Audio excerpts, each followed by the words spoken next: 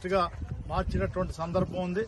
దాని ఆధారంగా ఏర్పడ్డటువంటి ఈ రాజుపేటని ఆ తర్వాత మైన్స్ ఇది అయిపోయిన తర్వాత కూడా ఇక్కడ ఉన్నటువంటి ప్రజలు అనేక మంది ఇవాళ జీవిస్తున్నటువంటి పరిస్థితి ఉంది.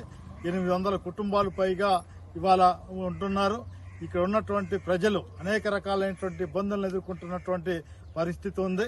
ఇవాళ ఈ ప్రధానమైనటువంటి రహదారిపైన రోజు వందలాది మంది ఇసుక లారీలు తిరగటం వలన అనేక రకాలైనటువంటి ప్రమాదాలు, అట్లాగే దుమ్ము ధూళితోటి మొత్తం కూడా ఇక్కడ ఉన్నటువంటి చెట్లు మొత్తం పర్యావరణం మొత్తం కూడా దెబ్బతిన్నటువంటి పరిస్థితి అనేటటువంటి ఒకవైపు ఉంటే, రెండో వైపునే వాళ్ళ సింగరేణి పక్కన ఇప్పుడు మన వెనకాలనే ఉన్నటువంటి సింగరేణి ప్రభావితమైనటువంటి ప్రాంతంగా గుర్తించి పక్కనే బ్లాస్టింగ్ జరుపుతుంటే ఆ బ్లాస్టింగ్ ఫలితంగా ఇక్కడ ఉన్నటువంటి ఇళ్లు మొత్తం కూడా గోడలు మొత్తం కూడా పగుళ్లు రావటం, అట్లాగే స్లాబ్లు నెరలొచ్చి వాళ్ళ వర్షానికి మొత్తం ఇవాళ నీళ్లు మొత్తం సింక్ అవుతున్నటువంటి పరిస్థితి అనేటటువంటిది ఉంది.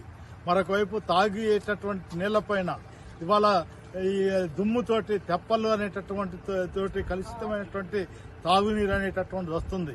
ఇవాళ కరివేపాకు కానీ ఇతర సంబంధించినటువంటి వాటన్నిటిపైన దుమ్ము బేరపై వినియోగించుకోవటానికి కూడా అవకాశం లేనటువంటి